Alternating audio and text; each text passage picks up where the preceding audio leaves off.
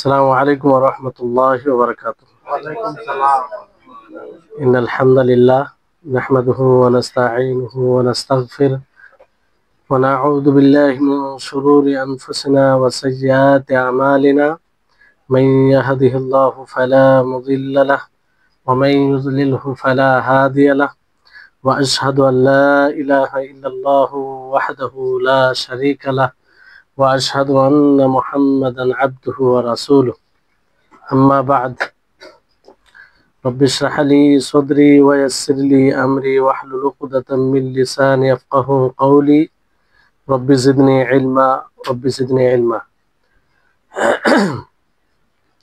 সম্মানিত আজকের ক্লাসে উপস্থিত সুপ্রিয় ভাই সকল, সর্বপ্রকারের হামদ প্রশংসা মহান আল্লাহ তাবারক ওয়া তাআলার জন্য, যিনি আমাদের সকলকে আজকের এই গুরুত্বপূর্ণ ক্লাসে উপস্থিত হওয়ার তৌফিক দিয়েছেন সুস্থ থাকা অবস্থায়। তারপরে আমাদের সকলের প্রাণ প্রিয় নবী করিম মুহাম্মদ মুস্তাফা সাল্লাল্লাহু আলাইহি ওয়াসাল্লাম, ওনার উপর অসংখ্য শান্তি ধারা বর্ষিত হোক। আল্লাহুম্মা সাল্লি আলাইহি আল্লাহুম্মা বারিক আলাইহি।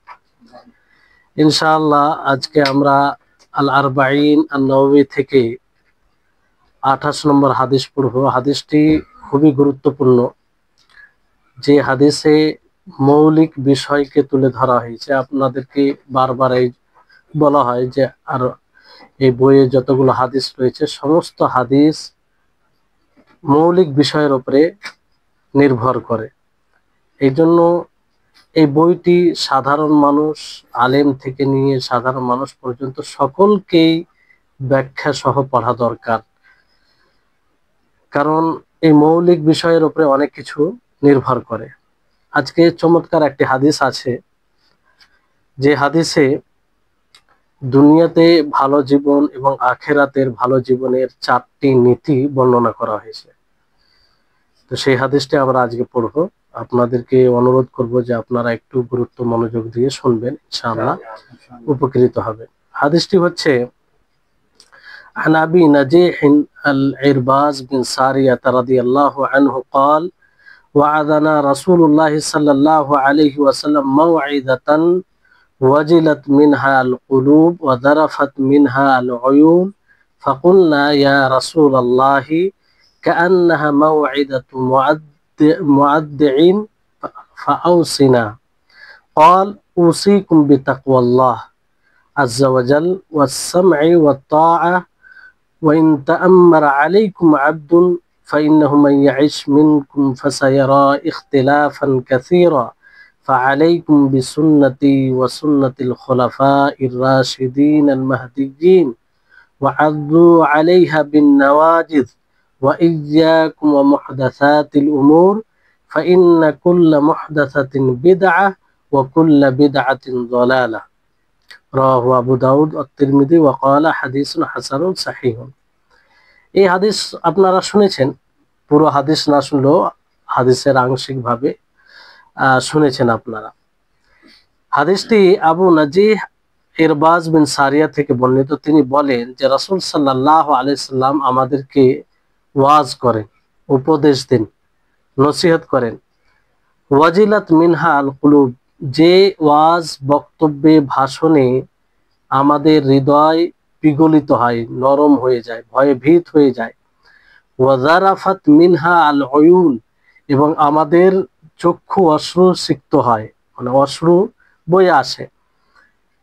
ফাকুলনা, আমরা বললাম ইয়া রাসূলুল্লাহ, হে আল্লাহর রাসূল, কাআন্নাহা মাউইদাতু মুআদ্দিন ফাআউসিনা, আপনার এই যা ভাষণ, বক্তব্য, জ্বালাময়ী ভাষণ খুব উপকারী, তা আপনি আমাদেরকে আরো ওসিয়ত করুন, আরো হুকুম দিন, আরো উপদেশ দিন। আল্লাহ নবী বলেন তখন উসিকুম বিতাকওয়াল্লাহ, যে আমি তোমাদের সকলকে তাকওয়ার ওসিয়ত করছি। কিসের? তাকওয়ার, আল্লাহর ভয় ভীতির। ওয়াসসামঈ ওয়াত তাআ, এবং অনুসরণ অনুকরণ করার, কার? নেতাদের, শাসকদের। ওয়াইন তাআম্মারা আলাইকুম আবদুন, যদিও তোমাদের উপরে হাকিম, নেতা হিসাবে নিয়োগ হয় হাবশি বান্দা, গোলাম, দাস, ফাইন্নাহু মান ইয়াইশ মিনকুম ফাসায়ারা ইখতিলাফান কাসীরা। এই জন্য যে তোমাদের মধ্যে কেউ যখন জীবিত থাকবে তো তারা অচিরেই বহু ইখতিলাফ দেখবে, বহু মতভেদ দেখবে। ফাআলাইকুম বিসুন্নতি ওয়া সুন্নাতিল খুলাফাইর রাশিদিন আল মাহদিয়িন। তো সে সময় তোমাদের উপরে জরুরি হবে যে তোমরা আমার সুন্নাতকে এবং খোলাফায়ে রাশিদিনদের সুন্নাতকে মজবুত করে ধরে রাখবে। ওয়া আযু আলাইহা বিন নওয়াজিজ, এবং দাঁত দিয়ে আঁকড়ে ধরবে। ওয়া ইয়াকুম ওয়া মুহদাসাতিল উমুর, আর তোমরা নিত্য নতুন কাজ থেকে, নব আমল থেকে বেঁচে থাকবে। ফাইন্না কুল্লা মুহদাসাতিন বিদআহ, কারণ প্রত্যেকটি নব আমল এটি কি বিদআত। ওয়া কুল্লু বিদআতিন দালালাহ, আর প্রত্যেকটি নব আমল এটি জালালাত, গুমরাহি। এই হাদিসটি আবু দাউদ তিরমিজিতে রয়েছে, বুঝতে পারলেন? তো এই হাদিসে মূলত হায়াতে তাইয়্যিবার উসুল, নীতিমালা বর্ণনা করা আছে আখিরাতের এবং দুনিয়ার। এই হাদিসে আপনি কিভাবে শান্তির সাথে নিরাপদে আপনি থাকবেন, এটা নীতিমালা এখানে রয়েছে। সর্বোপরি বিষয় এখানে চারটি যে নীতিমালা বর্ণনা করা হয়েছে, যে চারটি বিষয়কে অবলম্বন করে আপনার আখিরাতও ভালো হবে এবং দুনিয়াও ভালো হবে। শুধু এটা আখিরাতেই লাভ দিবে তা নয়, দুনিয়াতেও লাভ দিবে। প্রথম বিষয় যে তাকওয়া, আল্লাহ তাআলার তাকওয়া, আল্লাহ তাআলার তাকওয়া। দ্বিতীয় বিষয় হচ্ছে যে তাআতুল মাখলুক ফি গায়রি মাসিয়াতিল্লাহ, মানে তাআতুল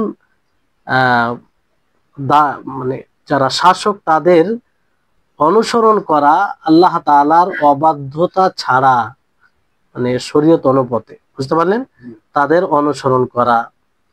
তৃতীয় বিষয় লুজুমুস সুন্নাহ, মানে সুন্নাতকে আঁকড়ে ধরা, সুন্নাত অনুযায়ী জীবন গড়া। চতুর্থ হচ্ছে বিদআত থেকে বেঁচে থাকা। কি বললাম? বিদআত থেকে বেঁচে থাকা, বিদআত থেকে সতর্ক থাকা। এই চারটি নীতিমালা আমরা যদি দুনিয়ার জীবন ও আখিরাতের জীবন উভয় জীবনকে তাইয়্যিবা বানাতে চাই, সাঈদা বানাতে চাই, তাহলে কি করতে হবে? এই চারটি বিষয় অবলম্বন করতে হবে, বুঝতে পারলেন? একটি আল্লাহ তাআলার তাকওয়া, দ্বিতীয় হচ্ছে শাসকদের আনুগত্য আল্লাহ তাআলার অবাধ্যতা ছাড়া শরীয়ত অনুপাতে, তৃতীয় হচ্ছে সুন্নাতকে মজবুত করে ধরে রাখা, চতুর্থ হচ্ছে বিদআত থেকে মুক্ত থাকা। তো এখানে রাসূল সাল্লাল্লাহু আলাইহি সাল্লামের ব্যাপারে ইরবাজ বিন সারিয়া তিনি বলেন যে তিনি আমাদেরকে ওয়াজ করলেন। কি করলেন? ওয়াজ করলেন। ওয়াজ করা মানে জানেন, নসিহত করা, উপদেশ করা, যেমন আমাদের ভাষাতে ওয়াজ মাহফিল বলা হয়, বুঝতে পারলেন? তো ওয়াজ এই ক্ষেত্রে যেমন আপনাদেরকে পূর্বে বলা হয়েছে যে প্রত্যেকটা মানুষ আল্লাহর ইবাদত করবে দুটি বিষয়কে লক্ষ্য রেখে, বরং তিনটি বিষয়। একটি হচ্ছে আল্লাহ তাআলার ভালোবাসা, আল্লাহ তাআলাকে ভয় এবং আল্লাহ তাআলার আশা রাখা। একজন মুমিনের দুটি ডানা, তাই না? এই দুটি ডানার মধ্যে একটি ডানা দুর্বল হলে, যেমন পাখির একটি ডানা দুর্বল হলে সে উড়তে সক্ষম হবে না, অনুরূপ ভাবে মুমিন যখন কোন একটি বিষয়ে দুর্বল হবে তার ইবাদত পরিপক্ক হবে না, এমনকি তার ইবাদত গ্রহণযোগ্য নাও হতে পারে, বুঝতে পারলেন? ঠিক একজন ওয়াইজ যে উপদেশকারী হবে তাকেও এই পদ্ধতি অবলম্বন করতে হবে। তাকে যেখানে সে বক্তব্য দিবে, একজন বক্তা, তার উচিত হবে যে জায়গায় বক্তব্য দিবে সেখানকার মানুষের অবস্থা কি।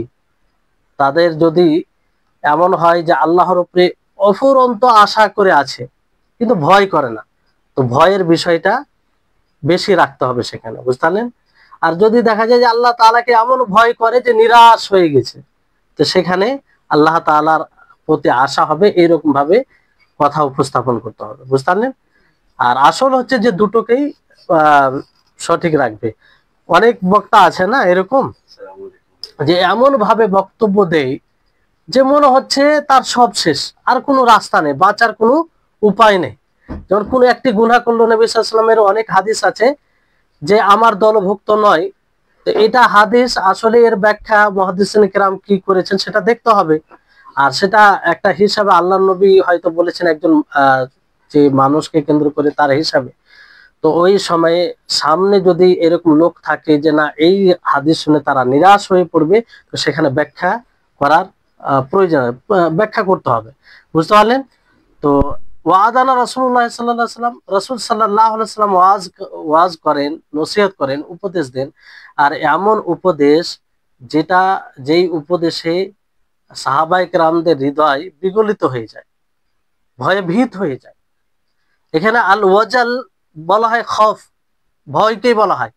কিন্তু খৌফ এবং ওয়াজাল এর মধ্যে পার্থক্য হচ্ছে যে আল ওয়াজাল যেই ভয়ে মানে তাজিম থাকে, যে ভয়ে কি থাকে, তাজিম থাকে, মহাব্বত থাকে, সেটাকে ওয়াজাল বলা হয়।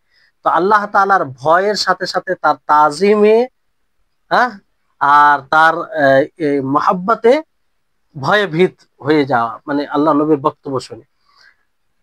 তো এখানে ইরবাজ বিন সারিয়া তিনি আল্লাহর নবীর বক্তব্যের 4টি গুণ বর্ণনা করেছেন। কটি? 4টি।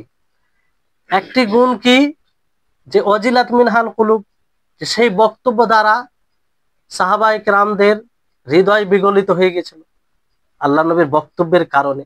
এটা হয় না অনেক সময় যে বক্তব্য শুনে ওই রকম কথা থাকে জান্নাতে জাহান্নামের, তো বিগলিত হয়। এটা একটা গুণ বর্ণনা করেন। দ্বিতীয় হচ্ছে যে ওয়াজারাফাত মিনহাল উয়ুন, এখানে আল আইন মানে চক্ষুকে বলা হয়। আল আইন কাকে বলা হয়? চক্ষুকে বলা হয়। তো চক্ষু পড়ে, মানে চক্ষু দিয়ে অশ্রু পড়ে, চক্ষু তো পড়ে না, না? তো এটা মোবালাগা, মানে অতিরিক্তকে বোঝানোর জন্য এইভাবে বলা হয়। তো এটি একটা নবী করিম মুহাম্মদ সাল্লাল্লাহু আলাইহি ওয়াসাল্লামের ওয়াজের একটি সিফাত তিনি বর্ণনা করলেন। তৃতীয় হচ্ছে যে এই ওয়াজ মানে জ্বালাময়ী ওয়াজ ছিল, ভাষণ ছিল। মুআদ্দা বলা হয়েছে, যে মাউইদা মুআদ্দা, মুআদ্দি বলা হয় যেই ওয়াজে, যেই উপদেশে সমস্ত কল্যাণের কথা বলা হয়, সুন্দরভাবে সেটা উপস্থাপন করা হয়, সুন্দরভাবে উপস্থাপন করা হয়। আর এরকম মনে হয় যে এটাই মনে হয় শেষ ভাষণ, এরকম চলে যাবেন, এরকমটা বোঝায়। বুঝতে পারলেন? আর আরেকটা তিনি বিবরণ দেন নবী সাল্লাল্লাহু আলাইহি ওয়াসাল্লামের ওয়াজের, যে এটা বালিগা ছিল। কি ছিল?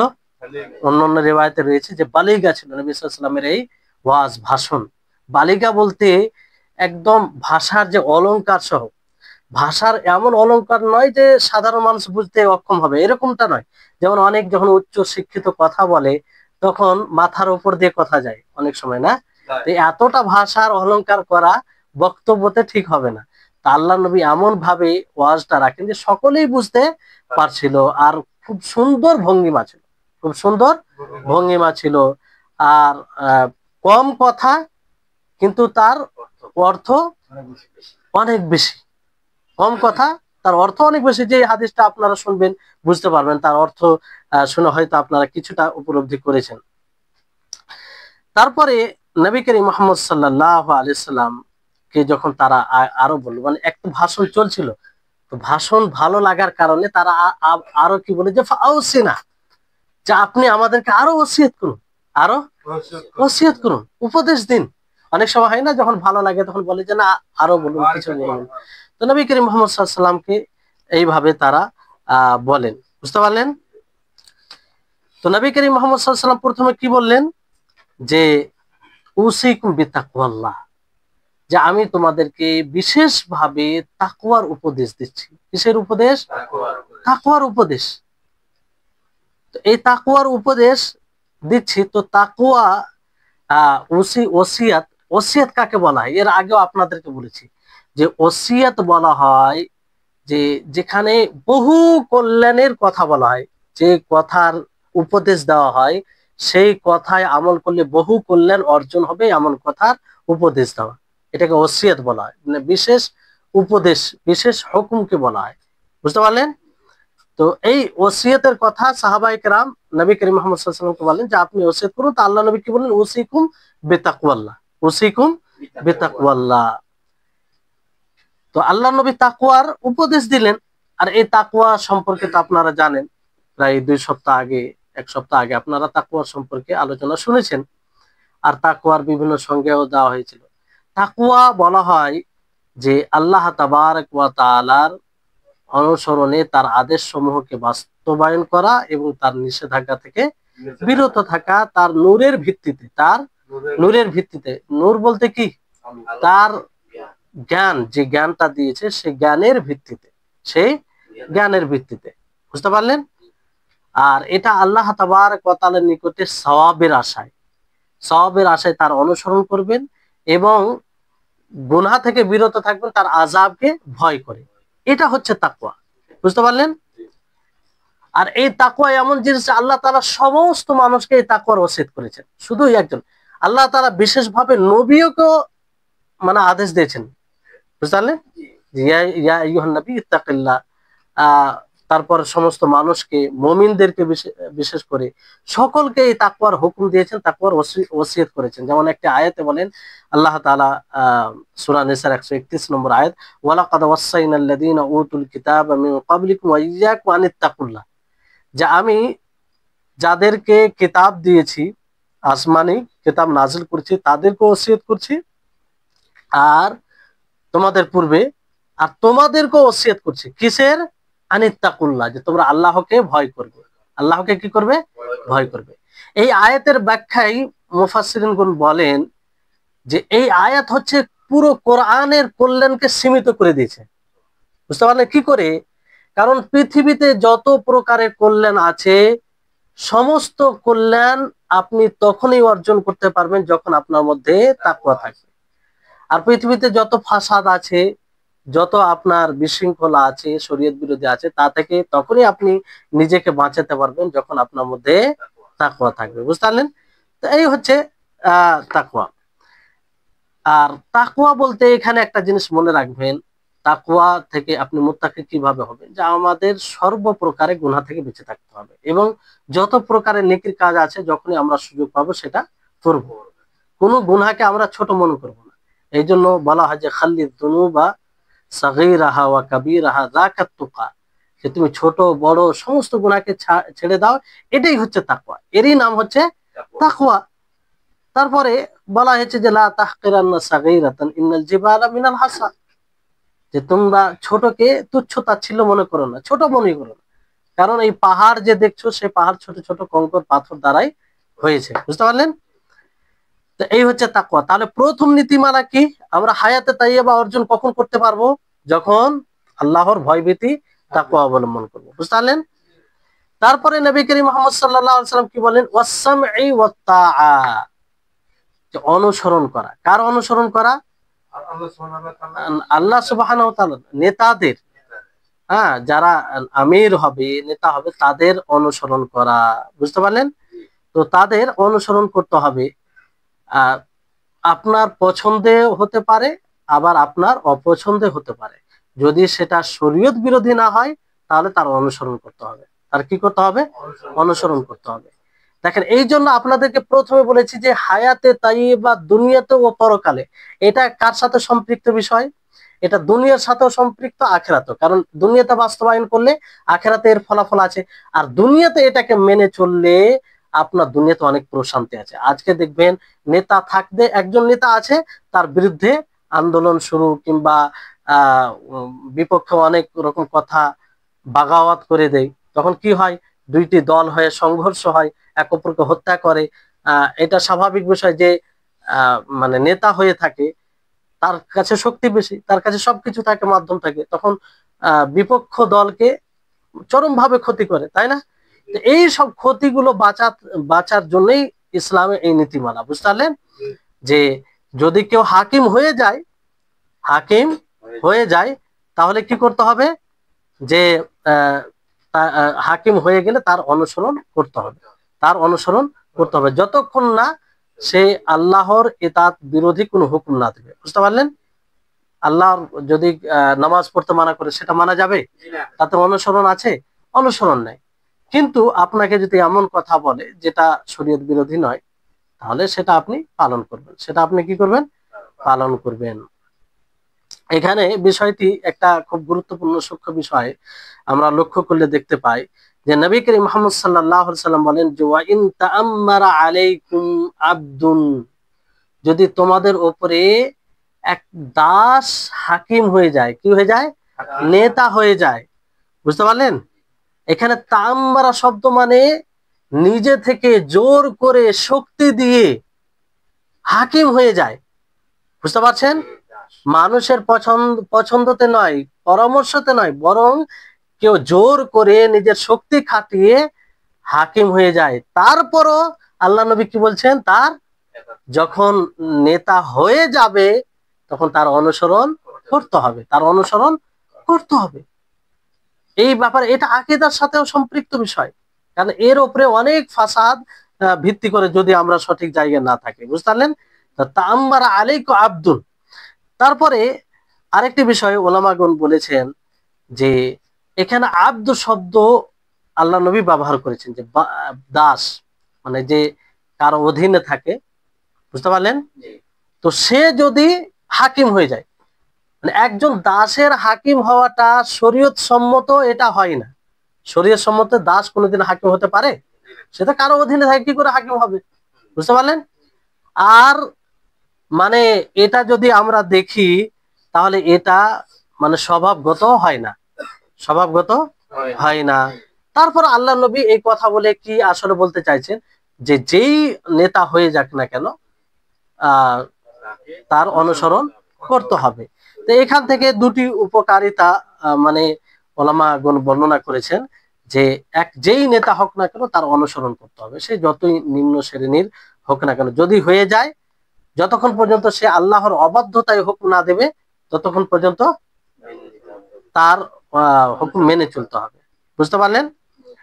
আর দ্বিতীয় বিষয় হচ্ছে যে হাকিম হওয়ার জন্য, নেতা হওয়ার জন্য যেগুলো শরীয়তে শর্ত আছে, সেই শর্তগুলো যদি না পাওয়া যায় আর তারপরে যদি সে হাকিম হয়ে যায় তাহলে তার অনুসরণ করতে হবে। বুঝতে পারলেন?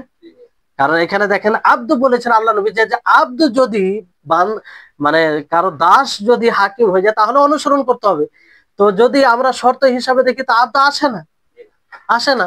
তারপর আল্লাহ নবী কি বলেন, যে তার অনুসরণ করতে হবে, তার কথা অনুযায়ী চলতে হবে, রাষ্ট্র হিসাবে যেভাবে করবে সেটা যদি শরীয়ত বিরোধী না হয়। বুঝতে পারলেন? তো এখান থেকে এটা বিষয়। তবে দুটি শর্ত, যে এক মুসলিম হতে হবে আর বালেগ হতে হবে, মানে সাবালক বলতে জ্ঞানী হবে, বুঝবে এটাকে যে কিভাবে চালাতে হবে। একদম অবুঝ লোক, যদি কিছুই জ্ঞান নেই তার, সেরকম লোক হলে সেটা চলবে না। বুঝতে পারলেন? মানে এক কথা সাবালক হতে হবে। তো এই হচ্ছে বিষয়। এখানে নবী করিম মুহাম্মদ সাল্লাল্লাহু আলাইহি ওয়াসাল্লাম দ্বিতীয় এটা ওসিয়তের কথা বললেন।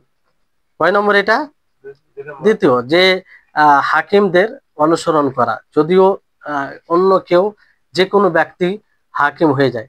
তারপরে নবী করিম মুহাম্মদ সাল্লাল্লাহু আলাইহি ওয়াসাল্লাম বলেন গুরুত্বপূর্ণ কথা, যে ফাইন্নাহু মান ইয়াইশ মিনকুম ফাসায়ারা ইখতিলাফান কাসীরা, যে তোমাদের মধ্যে যারা জীবিত থাকবে তারা অচিরেই অনেক মতবাদ দেখবে, দ্বিমত দেখবে। দেখেন এখানে গুরুত্বপূর্ণ বিষয়, মানুষ যে দ্বিধা দ্বন্দ্বে থাকে না, অনেক মানুষে থাকে, যে এতগুলো দ্বিমত, অমুক আলেম এই বলছে, অমুক আলেম এই বলছে, অমুক দল এরকম বলছে, অমুক দল এরকম বলছে। আল্লাহর নবী তার সমাধান তিনি নিজেই দিচ্ছেন। তো এটা আশ্চর্যজনক হওয়ার কোনো বিষয়ই নয়। আমরা যদি হাদিস পড়ি মানুষ অবাক হয় আর বারবার বলে এটা কি করে হয়, যে আমাদের কোরআন এক। হ্যাঁ, কোরআন হাদিস নবী এক, এটা হওয়া উচিত ছিল না, কিন্তু হবে। আল্লাহ নবী মানে ভবিষ্যবাণী করেছেন, তাই না? তা আল্লাহ নবী নিজেই বলছেন যে তোমাদের মধ্যে যারা জীবিত থাকবে ফাসায়ারা, আর সাহাবায়ে কেরামকে সম্বোধন করে বলছেন, তার মানে সাহাবাদের জামানায় এই ইখতিলাফ দ্বিমত ঘটবে আর ঘটেছে। আর এটা একমাত্র নবী সাল্লাল্লাহু আলাইহি ওয়াসাল্লামের নবুয়তের একটা আলামত, নিদর্শন, যে আল্লাহ নবী যেটা বলেছেন, যেটা ভবিষ্যবাণী করেছেন সেটা ঘটেছে। সেটা কি সেটা ঘটেছে, এটা নবুয়তের আলামত। কারণ একজন নবী ছাড়া আগামীর কথা কেউ বলতে পারে? আল্লাহ, কারণ আল্লাহ নবী যা বলেন সেটা ওহীর মাধ্যমে বলেন, আল্লাহ তাআলা সেটা মানে আল্লাহ তাআলা ওহী করেন। তো তিনি বলছে যে তোমরা অনেক অনেক দ্বিমত দেখবে, অনেক কি দেখবে? দ্বিমত দেখবে। তো তোমাদের সমাধান কি? তোমরা কিভাবে সঠিক পথে থাকবে? আল্লাহ নবী বলেন, ফাআলাইকুম বিসুন্নতি ওয়া সুন্নাতিল খুলাফাইর রাশিদিন আল মাহদিয়্যিন ওয়া আদ্দু আলাইহা বিন নওয়াজিদ। আল্লাহ নবী বলেন যে তোমাদের উপরে তখন আমার সুন্নাতকে আঁকড়ে ধরা জরুরি হয়ে যাবে, আমার সুন্নাতকে আঁকড়ে ধরা জরুরি হয়ে যাবে, এবং খোলাফায়ে রাশিদিন, খোলাফায়ে রাশিদিনদের সুন্নাত, যারা হেদায়েত প্রাপ্ত, যারা আহলে ইলম, আর সেটাকে মজবুত করে তোমরা দাঁত দিয়ে ধরে রাখবে। তো এখানে এই ওসিয়ত আল্লাহ নবী করলেন। এখানে খোলাফায়ে রাশিদিন বলতে কারা? খোলাফায়ে রাশিদিন কজন? কেউ উত্তর দিবেন? খোলাফায়ে রাশিদিন কজন? চারজন। কে কে? হ্যাঁ, আবু বকর, হ্যাঁ, ওমর, ওসমান, আলী রাদিয়াল্লাহু তাআলা আনহু, এনারা খোলাফায়ে রাশিদিন, তাই না? তো এই খোলাফায়ে রাশিদিনদের সুন্নাতকে আঁকড়ে ধরতে হবে, বুঝতে পারলেন? তো এই খোলাফায়ে রাশিদিন সুন্নাতকে আঁকড়ে, এবার আল্লাহ নবী যে প্রথম শব্দ বললেন আলাইকুম বিসুন্নতি, আলাইকুম বিসুন্নতি, যে আমার সুন্নাতকে ধরে রাখবে। তো এই সুন্নাহ বলতে কি? কারণ আমরা সুন্নাহ কয়েক অর্থে শুনি, তাই না? কখনো বিদআতের বিপরীতে সুন্নাহ শুনি, শুনি কি শুনি না? কখনো কোনো জিনিস করা জরুরি, তার বিপরীতে সুন্নাহ শুনি, শুনি কি শুনি না? তো এই সুন্নাহ কয়েকটি অর্থ আসে। এখানে কোন অর্থটা উদ্দেশ্য? দেখেন, এক সুন্নাহ বলতে বোঝায় পুরো দিনকে। সুন্নাহ যখন বলা হবে পুরো দিন, এটার অর্থে আসে, বুঝতে পারলেন? যে রাসূল সাল্লাল্লাহু আলাইহি সাল্লামের মাধ্যম থেকে যা আমরা পেয়েছি সেটাই সুন্নাহ। সেটাই কি? তো কোরআনকে আপনি সুন্নাহ বলতে পারেন, হাদিসকে আপনি সুন্নাহ বলতেন, সবই সুন্নাহ। এটা একটা অর্থ, বুঝতে পারলেন? আরেকটি সুন্নাহ যে যেটা নবী সাল্লাল্লাহু আলাইহি সাল্লাম থেকে প্রমাণিত কথা দ্বারা, আল্লাহ নবীর কথা সুন্নাহ, আল্লাহ নবীর কথা সুন্নাহ, আল্লাহ নবীর কর্ম সুন্নাহ। আল্লাহ নবী যে কাজের স্বীকৃতি দিয়েছেন, সাহাবায়ে কেরাম করেছেন তার সামনে, সেটা সমর্থন করেছেন, সেটাও সুন্নাহ। হ্যাঁ, যেটা আল্লাহ নবীর দিকে নিসবত করা হয়েছে, সে কথা হোক, কর্ম হোক, স্বীকৃতি বিষয় হোক, সেটা কি কিসের মধ্যে পড়বে? সুন্নাহ। এটা একটা অর্থ। তৃতীয় অর্থ হচ্ছে যে নবী ইবাদতে নবী করিম মুহাম্মদ সাল্লাল্লাহু আলাইহি ওয়াসাল্লামের পদ্ধতি, বুঝতে পারলেন? যেটা তার বিপরীতে কি বলা হয়? বিদআত। বিদআতের বিপরীত কি? সুন্নাহ। সুন্নাহর বিপরীত বিদআত। এটা একটা অর্থ। চতুর্থ একটা আরো একটা অর্থে ব্যবহার হয় আকীদার অর্থে। এই জন্য সালাফদের আকীদার বই দেখবেন, আল আকীদা আস-সুন্নাহ বলে আকীদার বই আছে, একদম মাসদার, যেখান থেকে আকীদা নেওয়া হয়। উলামায়ে কেরাম মানে সেই বইগুলো দেখে, মানে মূল আকীদার বিষয়গুলো, আস-সুন্নাহ এরকম নামে কয়েকটি আকীদার বই আছে, বুঝতে পারলেন? তো আকীদার নামে মানে অর্থে ব্যবহার হয়। তারপরে আরেকটি অর্থ ব্যবহার হয় যে সুন্নাহ বলতে যে ব্যক্তি কোনো কাজ করবে সে সওয়াবের অধিকারী হবে, আর যে করবে না সে গুনার অধিকারী হবে না, বলে কিনা না? যেমন ফিকহে পড়বেন যে এই কাজটি সুন্নাহ, যেমন নামাজের আগে পিছে, এগুলোকে কি বলি আমরা? সুন্নাহ বলি, কি বলি? এখানে কোন অর্থে সুন্নাহ? এই অর্থে সুন্নাহ যে আপনি না করলে গুনাহগার হবে না, আর আপনি করলে সওয়াব পাবেন, এটা একটা সুন্নাহ। তো এই জায়গায় যে সুন্নাহ দ্বারা উদ্দেশ্য, সেটা হচ্ছে যে নবী করিম মুহাম্মদ সাল্লাল্লাহু আলাইহি সাল্লাম থেকে যা প্রমাণিত, নবী সাল্লাল্লাহু আলাইহি সাল্লাম থেকে যা প্রমাণিত, সেই সুন্নাহকে উদ্দেশ্য। তাহলে নবী সাল্লাল্লাহু আলাইহি সাল্লাম থেকে যা প্রমাণিত সেটাকে মজবুত করে কি করতে হবে? আমাদেরকে ধরে রাখতে হবে, সেটাকে মজবুত করে ধরে রাখতে হবে। আর নবী সাল্লাল্লাহু আলাইহি সাল্লামের সুন্নাহই হচ্ছে হেদায়েত, নূর, আলো, বুঝতে পারলেন? আর নবী সাল্লাল্লাহু আলাইহি সাল্লামের সুন্নাহ ব্যতীত অন্য জিনিস জালালাত, অন্ধকার, বুঝতে পারলেন? তো এবার বিষয়টা হচ্ছে যে আল্লাহ নবী বলেন যে সুন্নাতুল খুলাফায়ে রাশিদিন, খোলাফায়ে রাশিদিন চারজন, চারজন। আর খোলাফায়ে রাশিদিনদের ব্যাপারে আল্লাহ নবী বলেন যে খেলাফাতুন নবুওয়াতি 30 সানা, যে খেলাফত, নবুয়তের খেলাফত যেটা থাকবে 30 বছর। কত? 30 বছর। আর যদি দেখা যায়, তো ওলামাগণ এটা মানে উল্লেখ করেছেন যে তাদের যেটা খেলাফতের সময় আবু বকর রাদিয়াল্লাহু তাআলা আনহু থেকে নিয়ে আলী রাদিয়াল্লাহু তাআলা আনহু পর্যন্ত যে সময়টা পাওয়া যায়, সেটা 29 বছর, 29 বছর 6 মাস 4 দিন, বাকি কিছুদিন বাকি থাকে।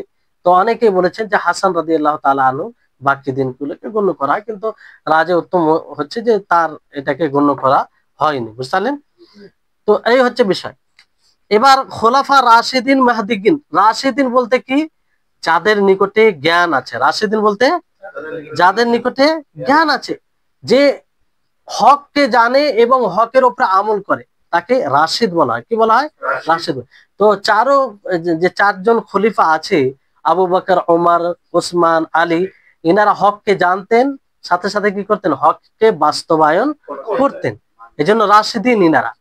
তারপরে মাহদিগিন বলতে যিনারা হেদায়েতের পথে থাকে। কিসের পথে? হেদায়েতের পথে।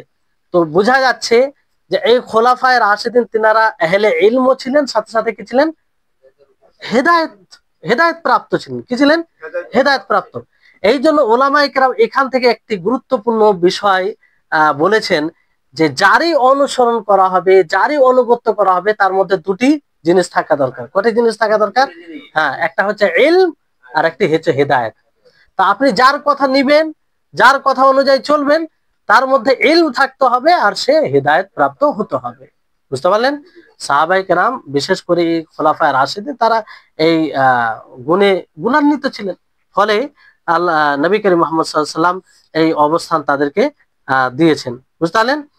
তা এখান থেকে আরেকটি বিষয় স্পষ্ট হয় যে আমরা নবীর পথে তো চলবো, নবীর পথে চলবো, কিন্তু নবীর পথে কিভাবে চলবো? সাহাবায়ে কেরাম যেভাবে চলেছেন সেভাবে আমরা চলবো। বুঝতে পারলেন? সাহাবায়ে কেরাম যেভাবে চলেছেন সেভাবে চলবো।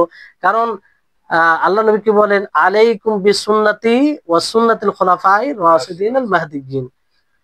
আমার সুন্নাতকে মজবুত করে ধরবে, তারপর খোলাফায়ে রাশিদিন তাদের সুন্নাতকে মজবুত করে ধরবে। তো নবী সাহাবায়ে কেরাম যেভাবে আল্লাহ নবীর দ্বীনকে বুঝেছেন সেভাবে আমাদেরকে বুঝতে হবে। তাহলে আমাদের যে ব্রেনে অনেক রকম সংশয়, যে অমুক দল এটা বলছে, অমুক আলেম এটা বলছে, আমরা কার নিকটে যাব, কার কথাকে সঠিক মনে করব, তার পরিমাপ, তার মানে একটা হককে বেছে নেওয়ার একটা রাসূল সাল্লাল্লাহু আলাইহি ওয়াসাল্লাম কি দিয়েছেন? নিয়ম দিয়েছেন, নীতিমালা দিয়েছেন। তখন আমাদেরকে কি করতে হবে? যে কার কথা সাহাবা অনুযায়ী হচ্ছে। কারণ সকলেই দাবি করে, পৃথিবীতে যারা আছে সকলে, কেউ নিজেকে বলে না যে আমার কথাটি দুর্বল, আমি দলিল দিয়ে দুর্বল। এমনকি সাইড দিয়ে বলবো অনেকেও, কারোর মধ্যে যদি একটু থাকে, মানে লজ্জার সংখ্যা থাকে, তো বলে যে, যেমন অনেকে বলে না যে আহলুল হাদিসগণ এরা দলিলের সাথে কথা বলে, কিন্তু আবার ফের অন্য সময় আক্রমণ করে। তো দলিলের সাথে যদি কথা বলে তো মানতে কি অসুবিধা? বিষয়টা এখানে আসছে না, যে দলিলের সাথে যদি কথা বলে তাহলে মানতে কেন অসুবিধা? তো ওটার দিকে দাওয়াত দিতে হবে মানুষকে, যেখানে দলিল আছে। তো বিষয়টি হচ্ছে যে মানে আল্লাহ নবী একটা জাবতা, নীতিমালা দিয়েছেন, যে ওই সময় আমরা দেখব যে সাহাবাদের নীতির উপরে কে আছে। বুঝতে পারলেন? এটা হককে পরিমাপ করার একটা মানে পরিমাপ বলতে পারেন, কিংবা একটা নীতিমালা। বুঝতে পারলেন? তো এই হচ্ছে বিষয়। তাহলে এখান থেকে আমাদের মধ্যে যত প্রকারের সংশয় জাগে সবগুলো দূর হয়ে যায়, আর এত দ্বিধা দ্বন্দ্বে থাকার কোনো প্রয়োজন নেই। তবে একটা দিক ভেবে রাখতে হবে, যে আমাদেরকে নিঃস্বার্থভাবে এটা দেখতে হবে। যাদের মধ্যে গোড়ামি থাকবে, পক্ষপাতিত্ব থাকবে, কোনো মাযহাবের অন্ধ অনুসরণ মানে করবে, তাদের দ্বারা সম্ভব হবে? সম্ভব হবে না, এটা কোনো সময় সম্ভব হবে না। আল্লাহ নবী মুহাম্মদ সাল্লাল্লাহু আলাইহি ওয়াসাল্লাম এইভাবে বলছেন যে আলাইকুম বিসুন্নতি, যে তোমাদের উপরে জরুরি আমার সুন্নাতকে আঁকড়ে ধরা।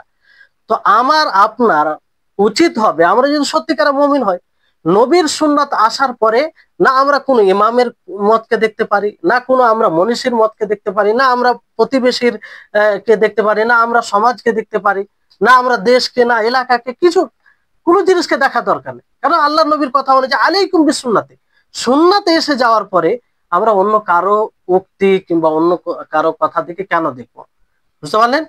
তো এখানে সমাধানের পথ আল্লাহ নবী দিয়েছেন, এখানে বেশি বিচলিত হওয়ার প্রয়োজন নেই। বুঝতে পারলেন?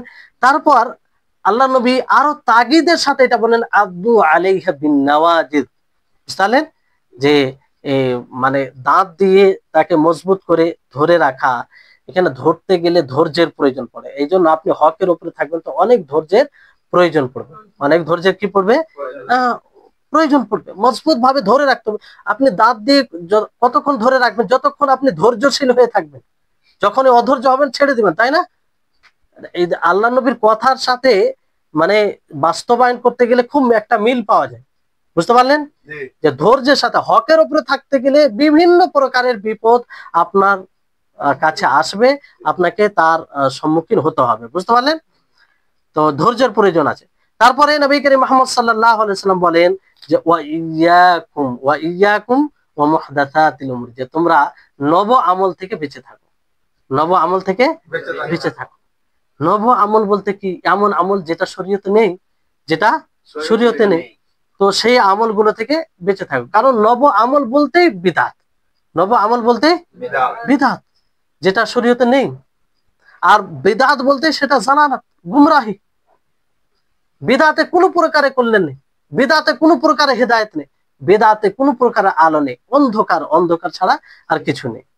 এই জন্য ইমাম মালিক রাহিমাহুল্লাহ তিনি একটি দামি কথা বলেছেন যে যেটা নবী সাল্লাল্লাহু আলাইহি সাল্লামের জীবদ্দশায় দিন ছিল না, সেটা তারপরে কখনো দিনের অংশ হতে পারে না।